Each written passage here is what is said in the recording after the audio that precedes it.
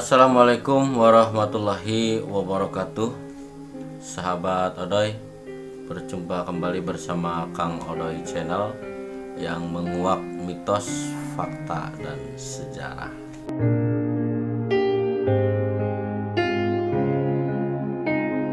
Oke sahabat, setelah kemarin kita di episode yang pertama mengenai Keraton Cirebon terbelah, untuk berikutnya kita simak kembali kali ini di episode yang kedua. Dan jangan lupa buat sahabat yang baru gabung, silahkan like, komen, dan subscribe-nya. Tetap dukung terus channel Kang Odoy akan tetap terus berkembang. Dan juga jangan lupa pijit lonceng notifikasinya agar bisa menyimak video-video terbaru dari Kang Odoy. Tentunya Kang Odoy Channel menguak mitos, fakta, dan sejarah.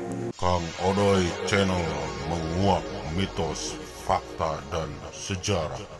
Oke sahabat, kita lanjut kembali. Jangan di skip dulu ya, biar kita bisa paham rinciannya sejarah bagaimana terpecahnya Cirebon. Setelah Cirebon terpecah-pecah seperti itu, campur tangan VOC ini kemudian menjadi kekuasaan atau kedaulatan Kesultanan Cirebon ini menjadi sangat lemah. Makanya dari itu, untuk berikutnya kekuasaan VOC di Cirebon ini mencengkram kuat, menanamkan kekuasaannya, kedaulatannya. Bahkan sultan-sultan di Cirebon pun pada waktu itu merupakan bawahan-bawahan VOC ini sahabat ya. Ini pada zaman dulu memang seperti itu ya. Nah, Cirebon pada waktu itu sudah tidak lagi menjadi kesultanan yang merdeka dan berdaulat seperti dahulu karena adanya kontrol dari VOC dalam setiap keputusan, setiap kebijakan yang diambil oleh para sultan. Ini yang menjadi pertimbangan. Ini selalu yang namanya kebijakan-kebijakan sultan itu dikontrol, istilahnya disaring dulu ya sama orang-orang VOC. Apakah kebijakan dari Sultan Cirebon ini menguntungkan pihak VOC atau tidak gitu. Jadi bahkan yang namanya kedaulatan atau yang namanya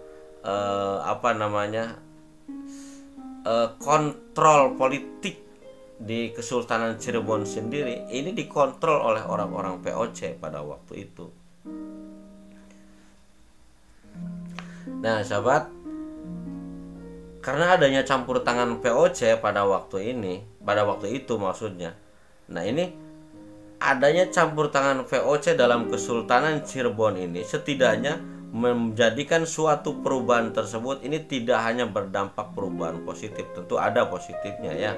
Tapi yang paling dirasakan adalah perubahan dampak negatifnya di Kesultanan Cirebon ini menjadikan masyarakat termasuk di intern kesultanan sendiri terjadi perpecahan dan perbedaan pendapat gitu. Ada sebagian orang-orang yang berpihak ke VOC, ada sebagian yang kontra, termasuk di masyarakat pun pada waktu itu terjadi terpecah belah dua idealisme lah gitu ya. Terjadi dua pendapat, ada yang pro, ada yang kontra terhadap kebijakan-kebijakan VOC yang mengkontrol atau yang selalu menganulir kebijakan dari Kesultanan Cirebon. Nah, adanya campur tangan VOC ini setidaknya ini berdampak sekali pada perubahan